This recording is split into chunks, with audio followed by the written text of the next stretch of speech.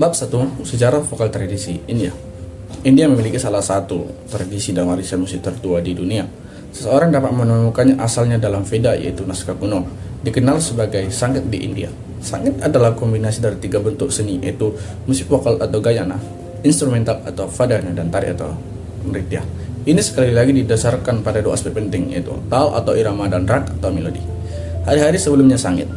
Pada hari-hari sebelumnya, ketika musik India baru saja beranjak dewasa, musiknya bersifat kebaktian, yaitu hanya dibatasi untuk kuil dan digunakan untuk tujuan ritualistik. Musik India yang terorganisir berasal dari Samaveda. Veda memiliki ketujuh nada. Raga, Kara Priya dalam urutan menurun. Raga paling awal diperkirakan adalah Samaraga. Teori dan risalah mulai ditulis bagaimana suara primitif Om memunculkan berbagai nada. Kemudian bentuk-bentuk seperti Prabhan Sangeet yang dalam bahasa Sanskerta dan Dupravat dalam bentuk bahasa Hindi menjadi populer dengan datangnya era Gupta yang dianggap sebagai era kemasan dalam perkembangan musik India. Pengaruh Persia Sufisme. Pengaruh Sufi dalam musik tradisional selama periode abad pertengahan menyatu dengan ide-ide dan musik dari musik Persia, terutama melalui pengaruh komposer Sufi seperti Amir Khusro dan Tansen. Dia melambangkan titik balik penting dalam perkembangan musik India. Amir Khusro adalah ikon yang memiliki pengaruh Persia yang berkembang pada musik. Pengaruh ini terasa lebih besar di utara daripada di selatan. Konsekuensi dari tingkat pengaruh yang berbeda ini pada akhirnya menghasilkan percabangan musik India menjadi dua sistem, yaitu Sangeet Hindustani di utara dan Sangeet Carnatic di selatan. Musik Hindustani. Musik India terpecah setelah abad ke-14. Musik Hindustan tampaknya telah hanya dipengaruhi oleh musik Persia dan Arab. Arsitek utama dari sistem musik Hindustan yang adalah Pandit F.N. Bakhande yang bertanggung jawab atas klasifikasi raga ke dalam 10 itu. Musik Hindustan memiliki sejumlah hiasan dan ornamen atau gamak seperti main, kana, murki, dan lain-lain yang meningkatkan daya tarik estetika. Ada sejumlah tal seperti ektal, japtal, dadra, tental, dan sebagainya. Setiap tal memiliki karakteristiknya sendiri. Duprat adalah yang tertua dan mungkin bentuk termegah dari musik vokal Hindustan, yang dikatakan telah diturunkan dari bentuk yang lebih tua yang disebut prabanda atau tidak ada hari ini, dan diadaptasi untuk pertunjukan istana pada masa pemerintahan Raja Mansingh Tomar dari Gwalior. Khayal adalah genre musik atau vokal Hindustan yang paling menonjol. Asal-usulnya adalah sebuah misteri. Beberapa orang melacak asal-usulnya ke Sadarang, menyamatkan sebuah berkar di istana Mughal dari Muhammad Saprangila. Tumre berasal dari Lucknow dan Banaras pada abad ke-19. Genre ini dianggap sebagai musik klasik ringan. Tumres disusun dalam raga yang lebih ringan dan memiliki tata tala yang lebih sederhana. Dadra adalah genre lain dari musik klasik ringan. Ini memiliki kemiripan yang dekat dengan Tumre. Musik Carnatic. Musik Carnatic berbasis kriti dan berorientasi sahitya atau lirik. Dikatakan telah mempertahankan bentuk murni klasik berdasarkan ragas dan talas yang mempertahankan oktav tradisional. Salah satu pengaruh terbesar dalam perkembangan musik Carnatic adalah penyair abadi Purandara Dasa. Ia juga menciptakan bentuk musik kriti yang kemudian disempurnakan oleh komposer besar Tyagaraja. Musik Carnatic tidak didasarkan pada pembagian logaritma, tetapi pada perkembangan rasional. Satu oktav didasarkan pada 1:2. Pa terletak melalui rasio 2:3. Beberapa abad yang lalu, musik klasik barat juga didasarkan pada pembagian rasional atau skala yang dihasilkan disebut sebagai tangga nada natural. Musik Carnatic adalah salah satu dari sedikit bentuk musik di dunia yang tidak kehilangan karakter tradisionalnya karena pengaruh budaya barat. Sebaliknya, musik Carnatic telah meningkatkan karakter tradisionalnya dengan meminjam hal-hal dari sistem musik lain. Pengenalan biola adalah contoh yang sangat baik dari pengaruh positif. Instrumen musik India menjadi monopocinian di alam. Musik klasik India didasarkan di sekitar garis melodi tunggal. Pertunjukan sebuah komposisi dimulai dengan para pemain tampil dalam urutan ritual instrumen drone, kemudian solois, lalu pengiring dari perkusi. Alat musik India yang digunakan dalam musik klasik termasuk vena, brindangan, tabla, kanjira, tambura, seruling, sitar, gotuvadam, drindangam, biola, dan sarangi. Musik daerah. Orang beranggapan bahwa musik folk sama dengan musik tribal, sedangkan musik suku sering kali mewakili budaya yang sangat berbeda. Beberapa dari budaya suku ini adalah kemunduran kondisi budaya seperti ribuan tahun yang lalu. Tidak ada masa magang formal di mana siswa dapat mengabdikan seluruh hidupnya untuk belajar musik. Para praktisi musik tetap harus menjalankan tugas normal mereka, berburu, bertani, atau apapun berprofesi yang mereka pilih. Musik di desa dipelajari hampir dengan osmosis dari bahasa kanak-kanak. Musik terdengar dan diserap bersama dengan air susu ibu. Ada banyak kegiatan publik yang memungkinkan penduduk desa untuk berlatih dan mengasah keterampilan mereka.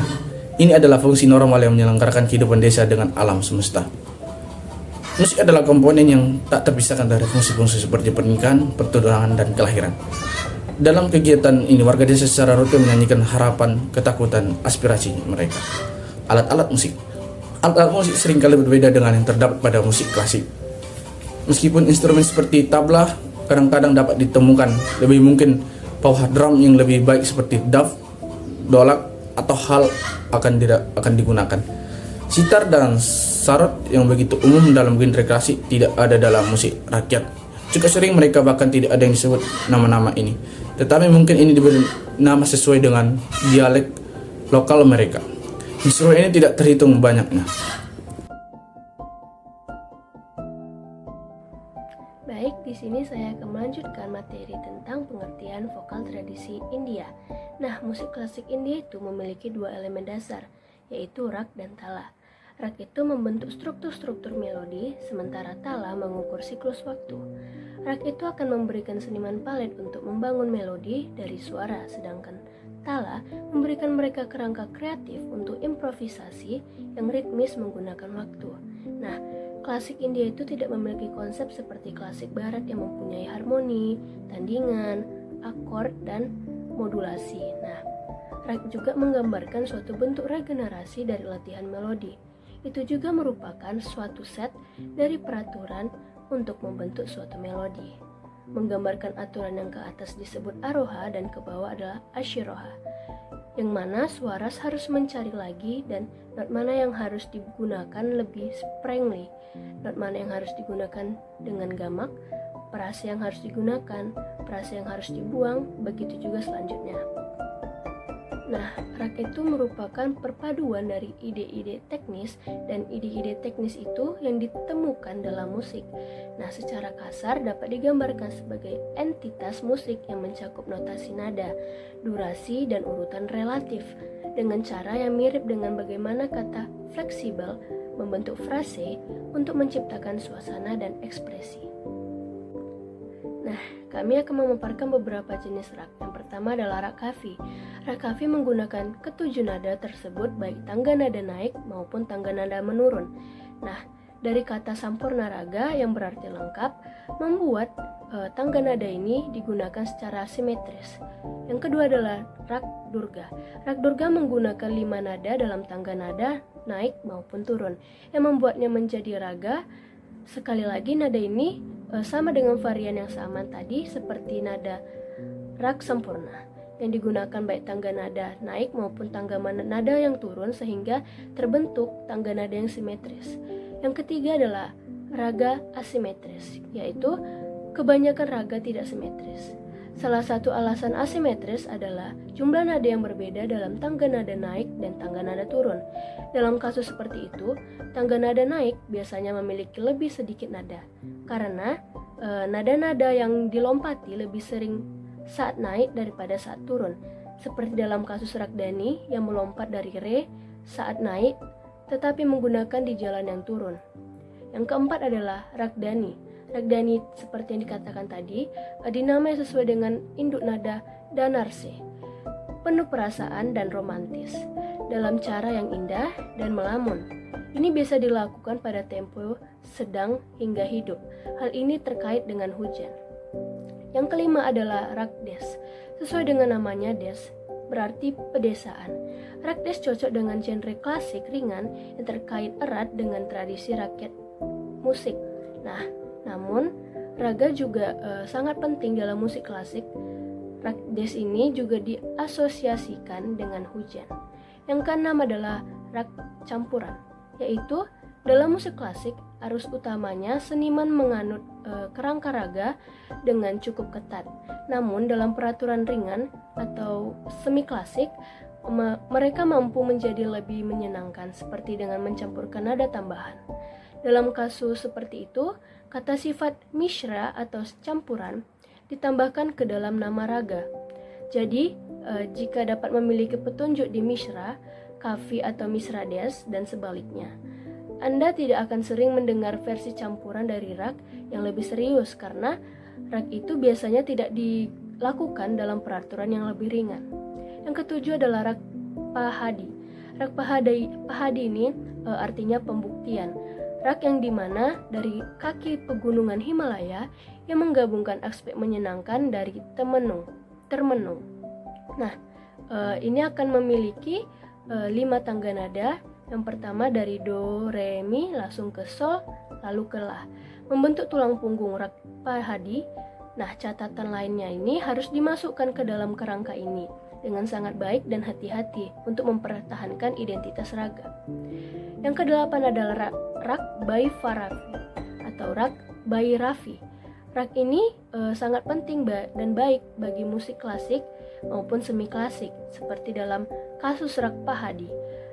Hampir semua nada dalam oktav dapat digunakan dalam rak bahairafi, tetapi struktur utamanya terdiri dari nada-nada do, re, mi, fa, sol, la, si, do. Perhatikan bahwa semua catatan variabelnya itu datar. Nah, yang kesembilan adalah rak berputar atau fakra rak. Rak ini berputar dapat diidentifikasikan secara sekilas dengan sisik naik turun yang bergelombang. Nah, identitas ini terjadi karena beberapa catatan mereka biasanya diakses melalui catatan lain atau dalam pola catatan tertentu.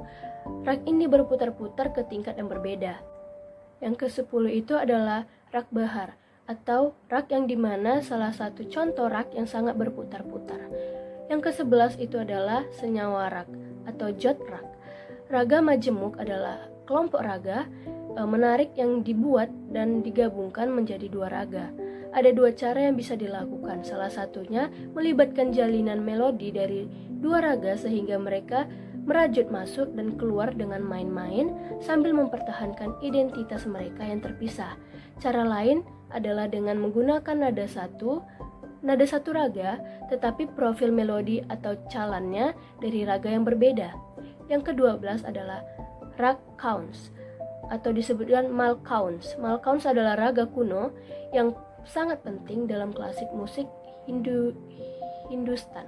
Nah, di India Utara dan di Karkatik atau India Selatan. Ini sangat luas dan mendalam. Paling baik dilakukan di rentang nada rendah dengan kecepatan yang sangat kompensatif di jam-jam kecil di pagi hari sehingga tepat di tengah malam akan terlihat lebih pas. Yang ke-13 adalah rak counts atau rak chandra counts. Meskipun menggunakan begitu banyak nada datar, di rak ini tidak ada kegelapan di malcountnya karena jarak nada yang rata, tetapi diganti dengan nada datar, yaitu si. Dan jika kita segera menambahkan elemen ketegangan dalam kegelapan skalanya, canggas ini akan terasa baru dan diciptakan dari maklum. Mirip dengan malcounts, itu merupakan dilakukan juga di tengah malam. Nah, yang ke-14 adalah rak sampurna malcounts atau counts ang.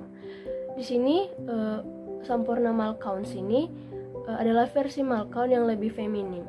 Ini juga merupakan rak yang relatif baru untuk jangka yang sudah lama.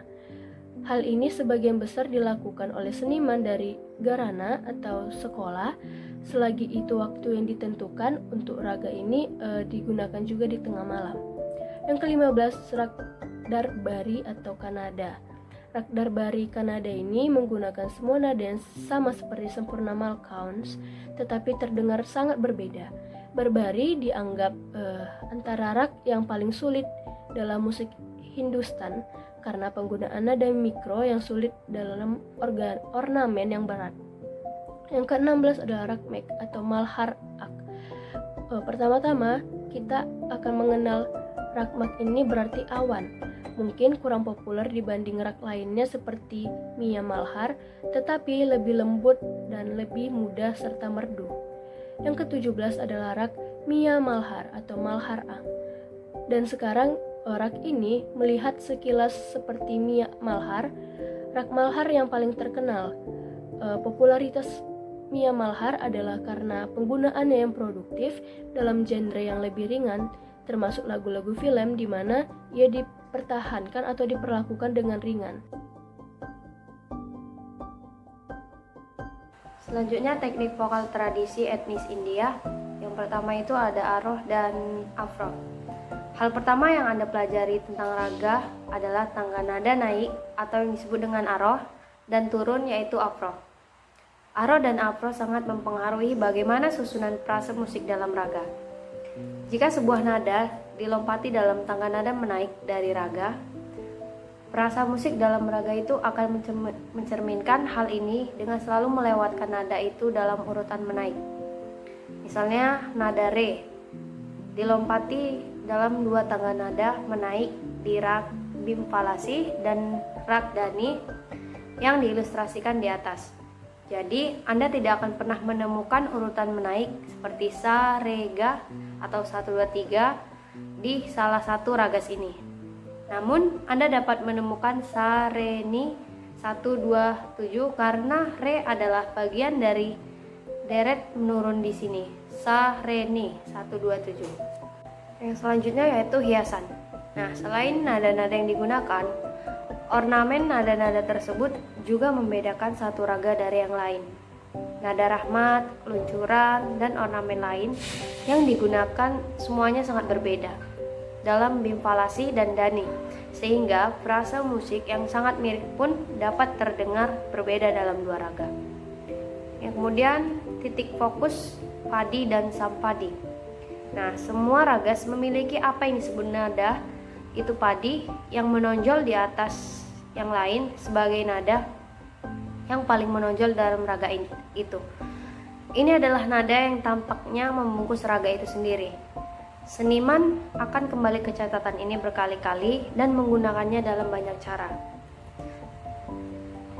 Bim falasi dan dani, keduanya berasal dari raga yang lebih tua yang disebut Dhanasri. Dhanasri memiliki fa atau 5 sebagai fadinya. Jadi fa terus menjadi nada yang harus sangat kuat dalam bim falasi dan dani juga. Namun seniman mulai mengalihkan fokus dalam bim falasi ke ma karena itu memberikan kualitas yang lebih pedih. Adapun dani mungkin telah menyerap pengaruh pedesaan rag filus menjadi lebih ga atau sentris. Nah, terus yang kemudian fadi memiliki padanan yang disebut sampadi. Keduanya biasanya diatur sekitar setengah oktav terpisah. Mereka memiliki hubungan sa, fa, atau sama. Sampadi tidak sepenting fadi, tetapi merupakan titik fokus di wilayah oktavnya. Jadi antara fadi dan sampadi ada dua titik fokus untuk keseimbangan. Selain itu, sampadi dapat mencerminkan beberapa pola nada padi, memberikan rasa simetri yang menyenangkan. Nah, yang selanjutnya ada derga atau memanjang dan nada alfa yaitu lemah. Nah, catatan yang cenderung memanjang disebut derga. Catatan semacam itu memiliki kehadiran yang kuat dalam raga. Misalnya re dan da adalah derga dalam rag bim falasi yang memberi mereka kehadiran yang kuat meskipun hanya digunakan dalam urutan menurun. Nah, sebaliknya da tidak ada di dalam dani dan re jarang digunakan dan tanpa penekanan. Ini memberi re kehadiran yang lemah di dani, menjadikannya nada alfa dalam raga ini. Kemudian ada nyasa. Nyasa atau catatan pendaratan. Bergantung pada raga, rasa musik dapat berakhir atau mendarat dengan menyenangkan pada nada tertentu, disebut nyasa, lebih daripada nada lainnya.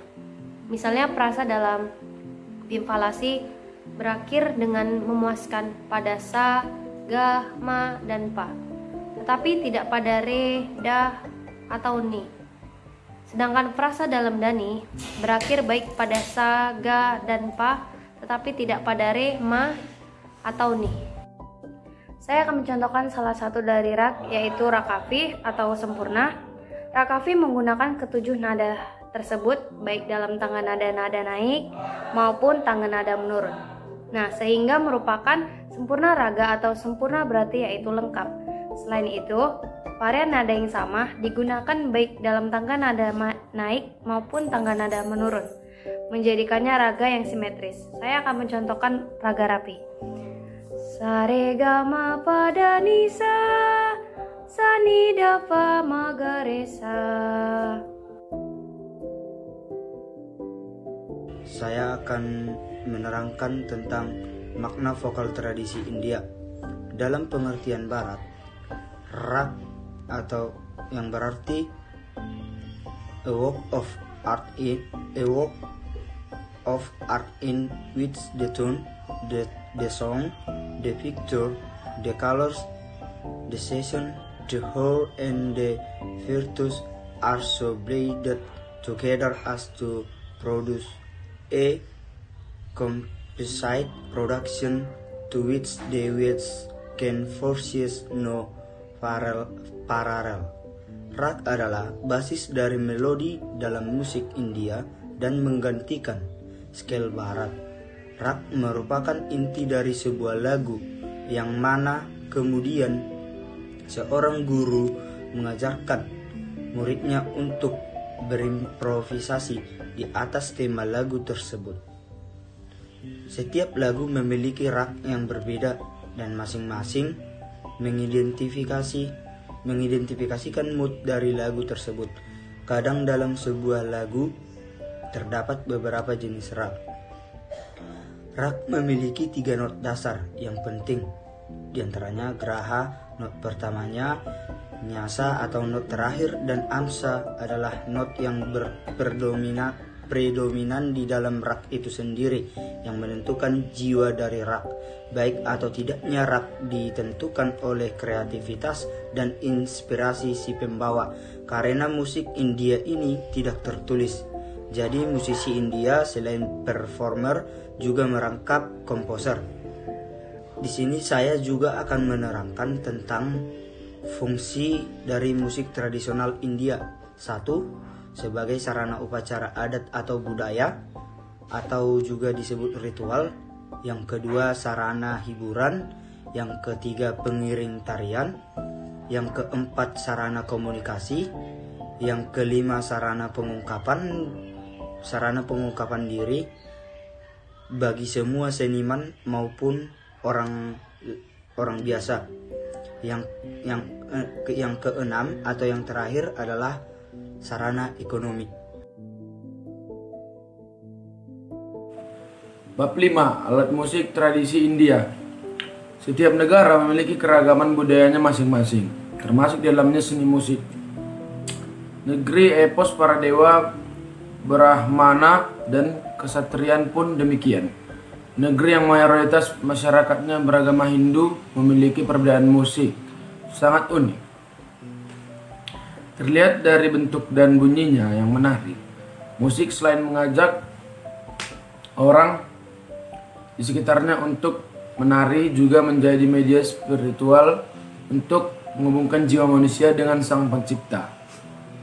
Mungkin itulah kenapa orang-orang India sangat menikmati musik dan menarikan dengan baik. Berikut 10 musik alat tradisi musik India, yaitu musik tradisionalnya. 1. Bansuri. Bambu merupakan tanaman yang mulai ditemui di negara Asia atau daratan Asia, sehingga tidak heran apabila banyak alat musik ini yang digunakan di India. 2. Tempura. Sobat unik mungkin Spesies alat musik tradisional ini mirip dengan sitar, namun dengan tempura atau tempura memiliki karakter suara dan pengalaman yang berbeda. Tempura merupakan alat musik tradisional yang menggunakan mengiring, membuat para pemainnya harus teliti dan konsentrasi. Tabla. Nah, alat musik tradisional India yang satu ini sangat popularitas bahkan di dunia. Yang banyak dipakai musisi dunia untuk memuaskan bunyi-bunyian tabla dalam album-album mereka. 4. Sarangi. Alat musik tradisional India yang satu ini dimainkan dengan cara digesek dengan menggunakan piyul layak biola dan cello. Sarangi ini juga merupakan alat musik yang identik dengan musik rakyat Raja Tlaslani, seperti gitar namun lebih cenderung memiliki 3 ruang. 5. Alat musiknya serot atau sarot. Sarot berasal dari bahasa Persia yang artinya melodi atau suara yang indah. Keberadaannya sangat penting dalam musik Hindustan. Yang keenam, merindangan. Alat musik tradisional India yang satu ini terbuat dari sebuah batang kayu. Masyarakat Hindu mengenalnya dengan nama merindama. Perkusi yang memiliki 2 area pemukulan digunakan untuk mengiringi musik melodi dalam komposisi musik India. 7. Dholak. Peran dholak sangat penting dalam komposisi musik tradisional musik khusus India bagian utara.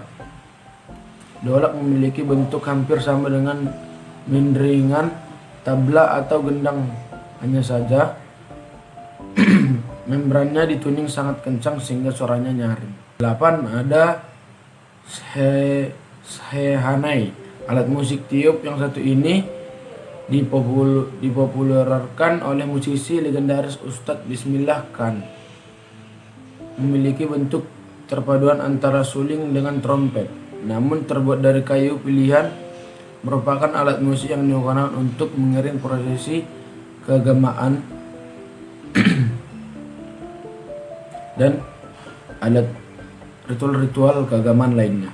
Adalah sitar. Sitar merupakan alat musik tradisional yang mengharumkan India di musik dunia. Tentu saja hal ini dimungkinkan atas perjuangan para musisi komposer berdaerah India. Sitar dengan indahnya mewakili kedamaian dan spiritual India. Sitar dimainkan dengan cara dipetik layaknya tempura. Gehatam. Jangan mengira gerabah atau kenendi yang satu ini hanyalah wewedahan goras atau pelajiwa, karena di India gatam atau kendi merupakan alat musik tradisional. Gatam merupakan alat musik tradisional yang memberikan warna khas pada musik India bagian selatan. Dan cara memainkan dimasukkan ke dalam sebuah sani alat musik tradisional. Tentu di India cara memainkannya gatam hampir sama dengan tabla, ditolak dan merindam dengan jari ataupun telapak tangan. Pakaian adat tradisi India. Busana India dikenal dengan ciri warna-warna terang dan kaya dengan tenunan dan sulaman benang emas, perak, labuci, juga batu-batu permata. Sari adalah bahan pakaian tradisional bagi wanita India. Sari terdiri dari kain dengan panjang sekitar 5,5 meter dan lebar sekitar 1 meter yang dilingkarkan pada tubuh wanita seperti layaknya rok yang besar dengan ujung yang disilangkan ke atas bahu dan dipakai dengan coli atau celana pendek dan blus yang sesuai. Bahannya sendiri dapat memiliki banyak detil, bahkan ada yang menggunakan benang emas atau benang perak asli. Warna sari sendiri memiliki arti. Warna sari secara tradisional penting di masa lalu. Misalnya sari warna putih dikenakan oleh seorang janda Hindu dan melambangkan keadaan berkabung. Merah dipakai selama pernikahan dan juga dikaitkan dengan kesuburan. Sari kuning dipakai untuk melakukan praktik pertapaan selama periode setelah melahirkan. Sari hitam dikatakan mewakili keadaan kesedihan. Pola sari juga memiliki arti. Pola yang digunakan dalam sari secara tradisional penting karena setiap pola mewakili sesuatu. Di banyak sari, misalnya, Anda akan menemukan motif gajah yang mewakili air dan kerajaan. Di sisi lain, pola termaksud burung beo, mewakili gairah. Anda juga dapat menemukan pola ikan pada sari yang melambangkan kecerdasan dan kesuburan. Selain sari, ada juga dhoti, di mana dhoti ini adalah busana pengantin laki-laki di India. Dhoti merupakan pakaian untuk kaum laki-laki. Pakaian ini terbuat dari kain yang berwarna putih. Kain tersebut dililitkan di bagian pinggang dan diikat pada celah paha dan kemudian disangkupkan pada bahu. Kemudian kain tersebut dihiasi dengan manik-manik kecil supaya kelihatan menarik. Terdapat juga dhoti yang berwarna kuning pudar atau kuning susu.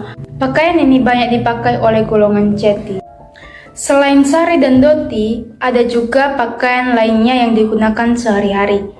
1. Kurta pajama.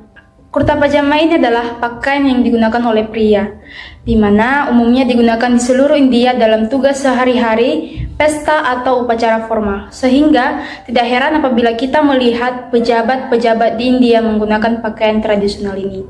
Yang kedua, sherwani. Sherwani ini adalah sejenis jubah panjang yang dikenakan oleh laki-laki.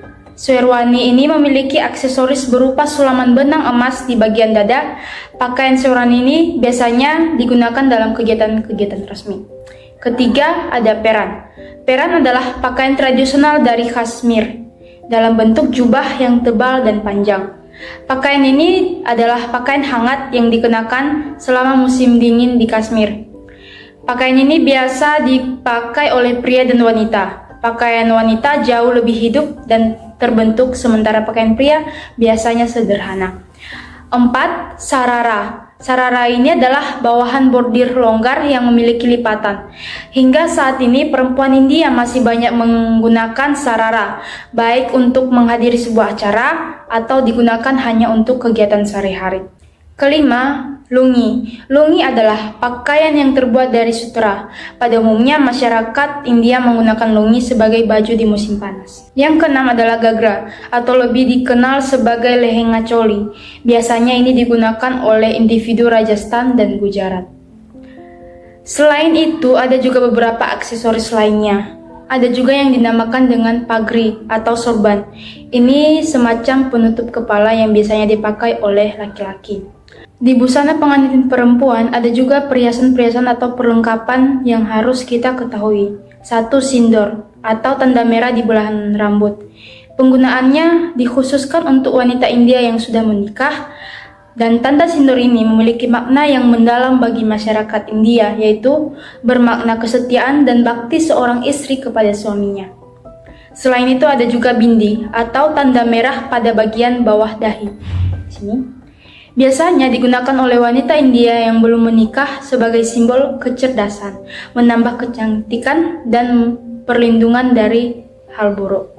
Mangtika adalah aksesoris tersebut digunakan atau dikenakan dan digantungkan di tengah kening, berbentuk bundar serta mirip liontin, serta detailnya terlihat indah dan rumit.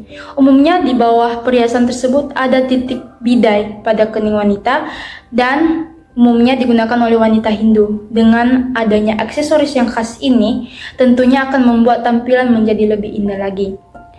Ada juga matapati, di mana jenis perhiasan pada bagian kepala yang mana biasanya digunakan untuk menutupi bagian dari perbatasan antara rambut dan juga kening. Ada juga jumka, yang dimana salah satu jenis perhiasan yang diletakkan pada bagian kepala dan sering digunakan oleh wanita India, di mana mereka sering memasangkannya di bagian kiri rambut dengan bentuk yang hampir mirip dengan layang-layang atau hampir mirip dengan segitiga. Biasanya, perhiasan ini paling banyak digunakan oleh wanita Muslim India. Selanjutnya, ada bangles. Ini aksesoris berjenis gelang. Akan tetapi, biasanya bangles ini digunakan dalam jumlah yang tidak sedikit. Umumnya mereka menggunakan gelangnya mulai dari 5 sampai 15 gelang. Selain itu, materialnya dibuat dari kayu, emas, kaca, perak maupun plastik. Dupata adalah scarf maupun bisa juga disebut selendang dari India. Selendang ini mempunyai fungsi asli sebagai penutup dada maupun kepala. Nose ring berbentuk cincin maupun anting yang kecil. Di sisi lain, nose ring ini juga sering digunakan oleh wanita di berbagai acara tertentu, termasuk acara pernikahan. Henna atau mandi. Riasan henna ini memiliki arti yang tidak hanya untuk menambah kecantikan calon mempelai wanita, tetapi juga sebagai simbol untuk mendapat keberuntungan. Bisa kita lihat pada gambar sebelah ini. Selanjutnya, gerak tari dasar etnis India. Gerak dasar merupakan unsur pokok dalam tari yang berfungsi untuk membentuk kesatuan tarian utuh dan menciptakan keindahan.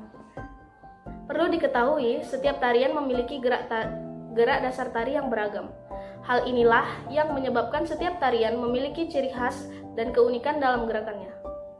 Gerak dasar tari etnis India ada 4. Gerakan yang pertama adalah putar lampu bohlam. Contohnya, satu tangan diangkat ke atas lalu pergelangan tangannya memutar-mutar layaknya memutar lampu bohlam. Tak hanya itu, telapak tangan lainnya juga dapat ikut berputar, kemudian putar-putar satu tangan lagi seolah membuka pintu. Kemudian gerakan kedua adalah gerakan mencuci baju, lalu menjemurnya. Contohnya, bayangkan Anda mencuci baju dengan tangan, lalu menjemurnya. Kedua tangan bergerak bersamaan ke atas dan ke bawah.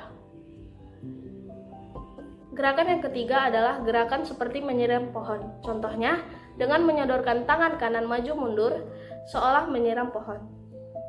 Satu tangannya diletakkan di sebelah kuping sambil diputar-putar pergelangannya.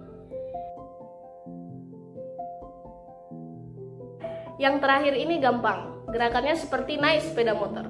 Bergayalah layaknya pembalap, kedua tangan seolah-olah memegang stang motor sambil ngegas. Jangan lupa sambil putarkan badan Anda. India menjadi salah satu negara yang dikenal kaya akan budaya. Salah satu budaya khas India yang dikenal adalah tarian. Ada banyak sekali seni tari khas India yang akan memanjakan penonton. Saat datang ke India, Anda bisa menikmati salah satu tarian khas yang ada di sana. Tidak perlu bingung, berikut tarian tradisional India yang sangat unik dan menarik untuk disaksikan. Yang pertama ada Kuchipudi. Di India, ada salah satu tarian yang para anggotanya sekaligus menyanyi yang disebut dengan Kuchipudi. Tarian yang satu ini berasal dari India Tenggara, tepatnya di Andhra Pradesh. Tarian yang satu ini banyak dilakukan di kawasan kuil saat acara persembahan. Yang kedua ada tarian Kathak. Seperti tarian pada umumnya, tari Kathak juga memiliki ciri khas yang membedakan dengan tarian lain. Tarian yang satu ini terfokus pada gerakan kaki.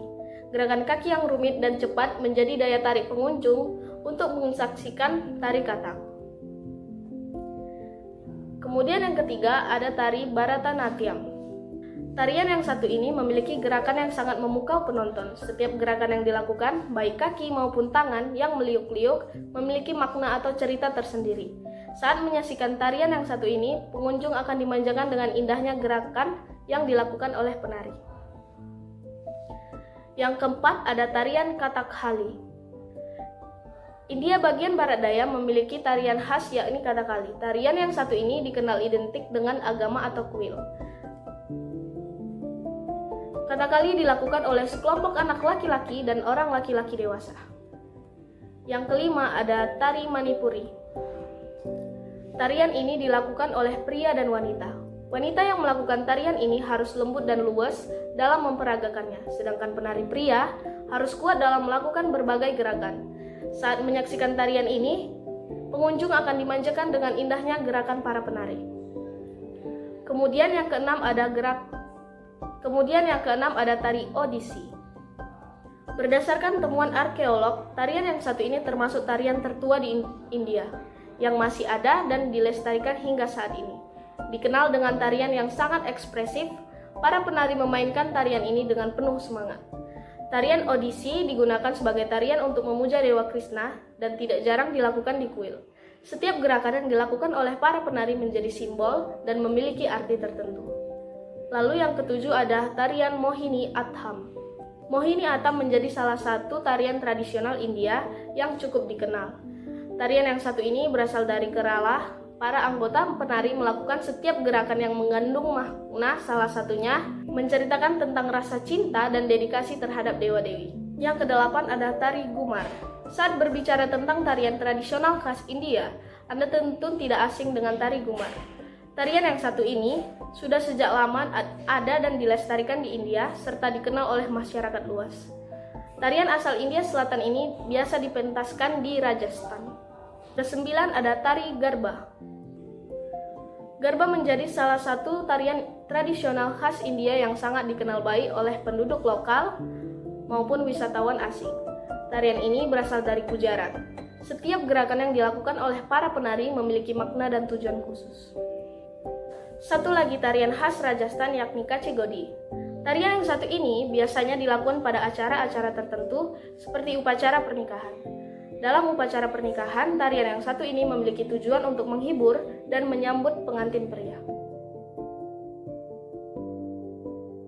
Oke baik, di sini saya akan menerangkan rumah adat tradisi suku India. Yang pertama, desain bentuk rumah adat India dan penjelasannya. India adalah sebuah negara yang di benua Asia yang kehidupan masyarakatnya masih sangat kental dengan adat istiadat. Di India terdapat beberapa jenis dan model desain bentuk rumah adat, seperti halnya Indonesia yang memiliki rumah adat yang berbeda pada tiap provinsinya. Begitupun juga di India. Di sana terdapat banyak bentuk rumah adat yang berbeda. A. Desain bentuk rumah adat orang India di daerah Delhi. India Delhi adalah salah satu kota yang ada di India. Daerah ini memiliki rumah adat tradisional yang hingga sekarang masih sering ditemui di daerah Delhi. Desain bentuk rumah adat orang India di Delhi ini adalah seperti yang terlihat pada gambar berikut. Sebelum kedatangan bangsa Eropa, suku India tinggal dan tersebar seluruh dataran Amerika Utara. Dengan dataran yang begitu luas, sudah pasti tiap daerah mempunyai ciri khas masing-masing, mulai dari kondisi geografis, iklim, dan ekosistem. Mereka terdiri dari ribuan suku yang tidak saling mengenal, bahkan memiliki bahasa mereka masing-masing. Oleh karena itu, tinggal para India juga menyesuaikan dengan kondisi tersebut, ditambah dengan kultur mereka masing-masing. A. Wetus atau wigwam. Wetus adalah rumah tradisional yang dipakai oleh Algonquian Indians di daerah yang cukup berhutan lebat. Wigwam yang berarti rumah dari bahasa suku Abenaki, atau Wetu yang juga berarti rumah dari bahasa suku Wampanoag. Wigwams adalah rumah yang tergolong kecil, tingginya kurang lebih 3 meter, kerangkanya terbuat dari dahan pohon yang dibentuk seperti kubah. Lalu kerangka yang sudah jadi ditutupi dengan kulit kayu. Wigwam biasanya ditempati selama beberapa bulan. Biasanya sering dengan pergantian musim, para penduduk akan mencari tempat yang lebih bersahabat dan meninggalkan rumahnya. B. Langhouse. Langhouse cukup terkenal untuk kategori rumah tradisional. Langhouse umumnya berbentuk seperti wigwam, dengan ukuran yang lebih jumbo. Langhouse ditempati oleh suku Iroquois dan beberapa suku terdekatnya. Ukuran langhouse bisa mencapai 100 meter, dengan tinggi bisa mencapai 10 meter. Karena ukurannya yang besar dan pembuatannya yang sulit, serta karakteristik masyarakat yang bercocok tanam, suku Iroquois tidak akan berpindah setelah mereka membuat langhouse. Sebuah langhouse mampu menampung 60 orang sekaligus. C. Tepe. Tepe adalah rumah yang paling populer dari suku India. Rumah tenda yang berbentuk kerucut ini biasa dipakai oleh orang India di dataran Great Plain. Satu buah tepe biasanya untuk satu buah keluarga. Karena suku yang bersifat nomaden dan jumlah pohon yang tidak terlalu banyak, membuat tepe mudah untuk dibongkar pasang dan dibawa kemana-mana. D. Grass house. Seperti namanya, rumah ini terbuat dari rerumputan yang menutupi kerangka kayu. Rumah ini dipakai oleh suku Caddos. Material rumput dipakai karena wilayah bagian selatan iklimnya tidak terlalu dingin. E. Wattle and Daub House atau ASI. Wattle and Daub adalah metode bangunan komposit yang digunakan untuk membuat dinding dan bangunan, di mana kisi anyaman dari potongan kayu yang disebut wetel dipulas dengan bahan lengket yang biasanya terbuat dari beberapa kombinasi tanah basah, tanah liat, pasir, kotoran hewan, dan jerami. Wetel dan daub telah digunakan setidaknya selama 6.000 tahun dan masih merupakan metode konstruksi yang penting di banyak bagian dunia.